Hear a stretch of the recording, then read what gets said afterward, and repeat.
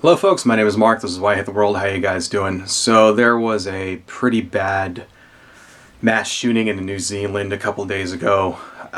Some white supremacist sack of human feces went into a mosque and shot it up. Went into a couple of mosques actually and shot them up, killed 49 people. It's horrible.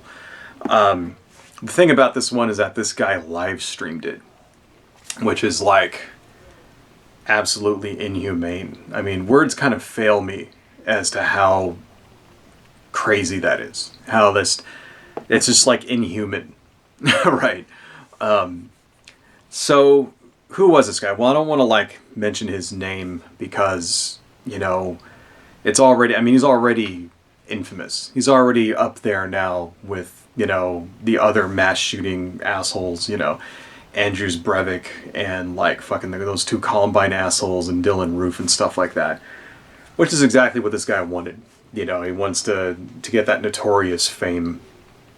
He like posted this manifesto filled with a bunch of horse shit, and there's enough crap in his manifesto to basically last a career, right? People are gonna be writing books about this fucking guy, which is exactly what he wants. So fuck it, I'm not saying his name because enough other people already are.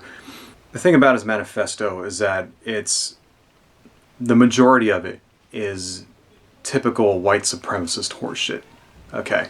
He talks about white genocide, white people aren't having enough babies in order to replace their population. He talks about the Jews running everything.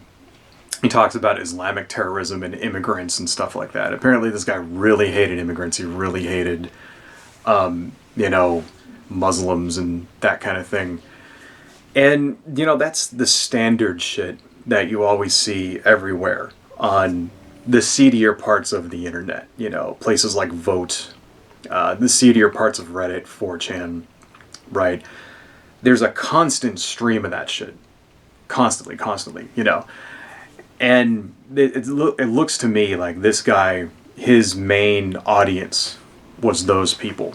So you see in his manifesto, like, there's a lot of trolling going in there. Like he talks about fucking Spyro the Dragon and stuff like that, and how Fortnite taught him how to, like, floss corpses, and Candace Owens was, like, the person who radicalized him the most and all that.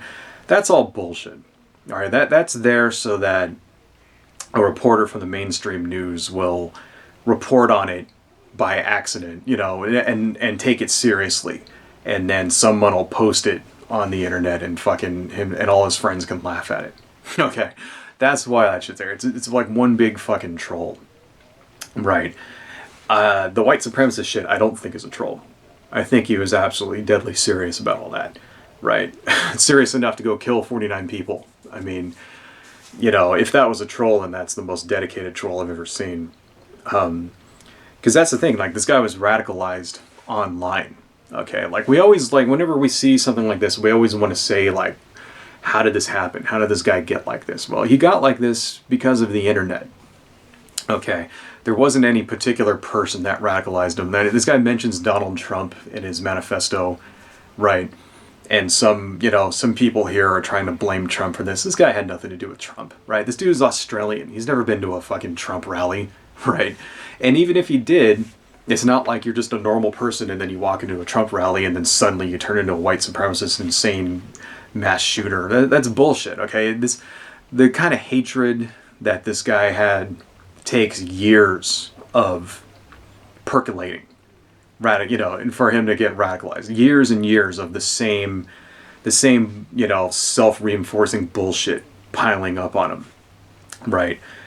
And that's what it looks to me that he did this for them. He did this so that, the dudes on these places, on these websites will fucking, like, treat him like a hero. Okay?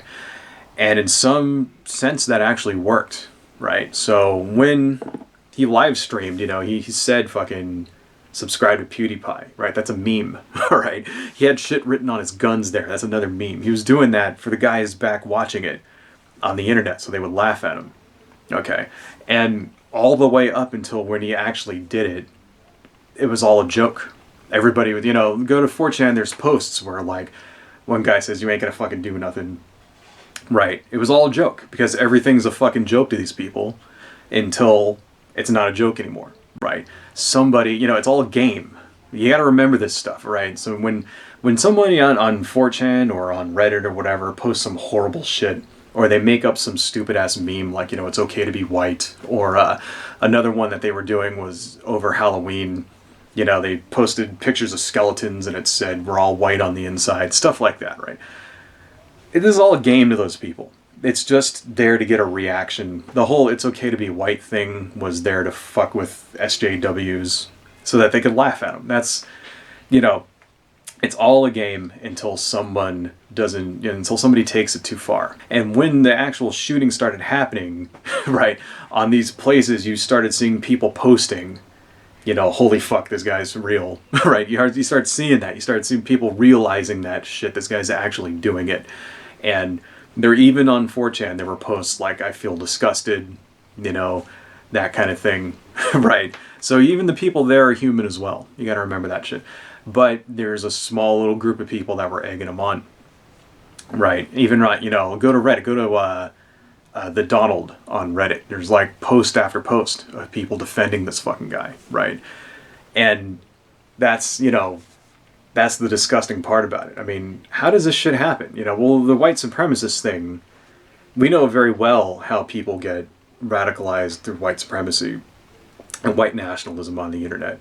You know, that's been a thing for a while now, right?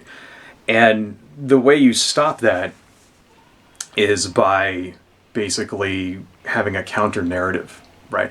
You can't censor it away, you know, because that's one thing that a lot of people on the left, you know, the progressives, most of those people would say, you know, to shut them down, censor them, stuff like that. I don't agree with that at all. You can't, because it's not going to do anything. Because if you shut it down, you're just going to go somewhere else. Okay? The way you stop radicalization is by having a counter narrative, which is something that the social justice people and the progressives and all of that, they don't do that. You know, they don't argue. You ever notice that? Like, they don't argue with people on the internet. They kick you out. So if you go to a subreddit, you know, that's that's controlled by social justice warriors and stuff, right? They'll just ban you in an instant. If you say anything that is even slightly, right, in disagreement with their narrative, just instantly gone, you know. Try it. Go to shit Reddit says, right, and say something, right? Say something that isn't, you know, that isn't woke. They'll ban you in an instant, okay? Off my chest, that's another one. They'll go and, those guys ban people that aren't even in their subreddit. They'll go to other subreddits and ban people. Now, the right-wing ones do the exact same thing. Okay, I got banned from the Donald for that. You know, I didn't even post there. Somebody went and, like, one of my alts, because I have like 6 alts on Reddit, right? Somebody went, saw that one of my alts posted in our politics and, like, banned me ahead of time, you know, because Donald Trump was going to do an AMA there, and they went and banned a bunch of fucking people to keep them out, right? So I'm not saying that, you know, the alt-right and the right-wingers and the conservatives don't do the same thing, you know. But what happens is when you don't engage, then there's no counter-narrative. Okay?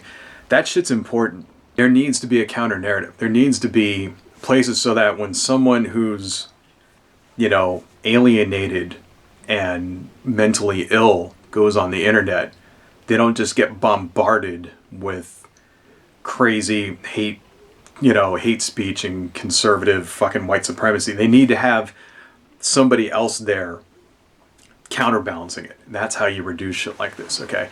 Because you can't just ban it, right? You also can't, you know, if you were to just take away guns, that's not going to stop it either. That gun control stops the random shootings, right? So if you look at New Zealand, there hasn't been a mass shooting in New Zealand since 1985, right? And that's due to their gun control. And that stopped the random kind of just, you know, insane person goes, buys a gun, and then goes and shoots 8 people the same day. Stuff like, you know, because we see that kind of thing in the United States all the time, right? And I'm not, you know, I'm not saying that having adequate gun control doesn't stop that kind of mass shootings, but it does not have much of an effect on this type, the type that happened here in New Zealand, because this was a pre-planned terrorist attack. This wasn't a random thing. This guy just didn't wake up one day and go, you know what, I'm going to go shoot 49 people. He planned this in advance. Okay, he knew where he was going. He set up a fucking live stream. I mean, come on. It's a terrorist attack, okay? Those are two different things. And that's another thing that I want to mention, because whenever you have a mass shooting in the United States, it always seems to be based on the shooter's race, what they call it, you know? If it's like a black person or a Latino or something, then they immediately say it's like a gang thing. You know, this is some criminal, whatever, right? If it's someone who's Middle Eastern, right, Middle Eastern descent, terrorism, immediately. Even if that guy had nothing to do, even if the shooter had nothing to do with any established terrorist group, you know, like the Fort Hood shooting, right? That guy was in the fucking army. They still called that a terrorist attack, right? I mean, holy fuck, you know. And then if it's a white person who's the perpetrator, it's always mental illness, right? They never call it terrorism, even when it is terrorism. You know, Andrews Breivik, right? Fucking terrorist attack. They don't call it terrorism, you know. I mean, this kind of thing happens in the U.S. all the time, right? Dylan Roof went into a church, shot 9 people, right? A little while ago, a guy went into a Jewish daycare center, shot up a bunch of people. I mean, shit happens all the time. They never call it terrorism when it's a white person. You know, how do you stop it? The importance of a counter-narrative, you need that there, right? Because I can tell you right now, I know exactly the kind of person this guy is, okay? Because I've seen it the last 20 years. It's just become, people like this guy have become more and more common, you know? Because we have an entire generation of kids who have been raised by the internet. When I was a kid, I mean, we had video games and stuff, you know? And I spent way too much time playing them. I mean, I got an entire shelf of video games over there, right? I have a gaming channel. But I went outside. I talked to people, you know. I wasn't raised by the video games, okay? And these kids, this guy, you know, these kids, they're basically, you know, they have no social skills. You know, you ever notice, like, how many of these, like, you know, mass shooters and stuff, and how many of these, like, crazy incels and things on the internet that spew all this hateful shit, you know, all the white supremacists, they're all the same group, you know, it's like a whole generation of alienated youth is what it is, because their parents just put them down in front of the fucking computer, right? And instead of going outside and talking to people and having fun with friends and learning how to socialize, right, and deal with things, right, they stayed home and they played fucking World of Warcraft and, you know, Call of Duty and Minecraft, and were on social media 24/7, and that's why they're all socially awkward, little bizarre incels that, you know, have no meaning. I mean, this dude, I can tell you right now, this guy had nothing going for him, right? This is what he did all day. He came home, like, if he had a job, I doubt that he had a job, right? But he had some kind of income, because guns and shit are not free.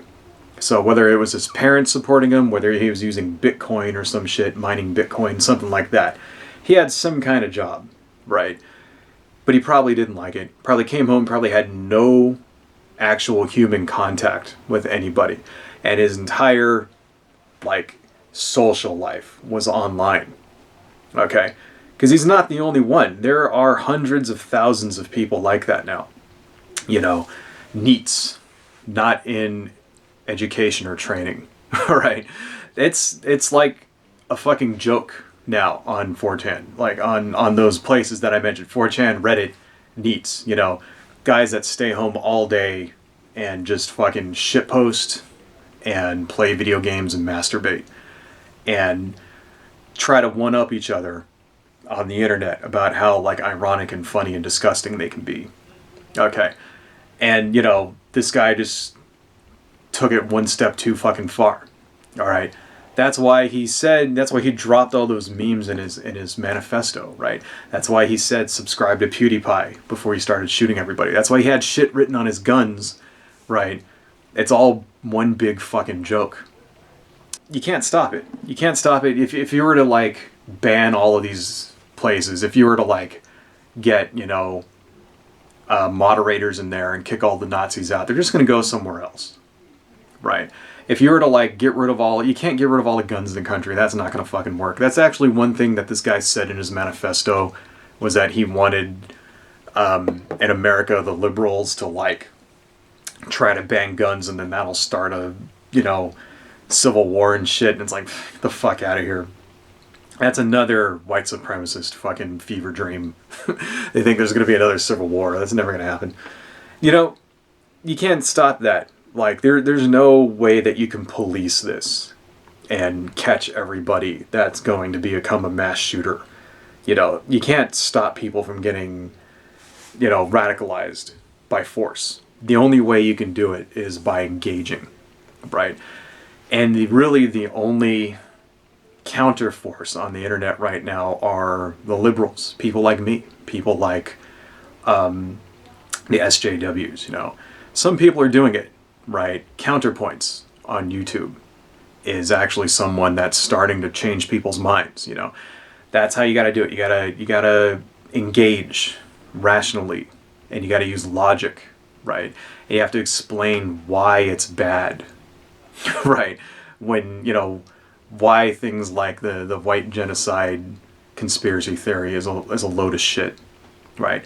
Why it's bad to group people into little groups like that, and like, you know, why it's bad to like, you know, misogyny and using stereotypes and stuff, and how this all these fucking little myths that they believe in aren't true. You have to explain these things. You have to engage them, right? We're the only ones that can do it. So, you know, if you're a moderator on Reddit or some other forum, you know, something like that, and you see one of these guys come in there, fucking talk to him, all right? Don't just ban him immediately. Talk to him. Explain to him why it's bad, okay? That's the only thing that's going to stop it. If you take the time and engage somebody, right, give them a counter to their narrative, because they're not getting it where they're at, okay? There is no counter narrative in these other seedy circles of the internet, right? We're the only ones that are providing that. So that's what it is. You know, good ideas will ultimately win out over the bad ones. You know, that's really the only thing. I don't know. That's all I got, folks. Adios.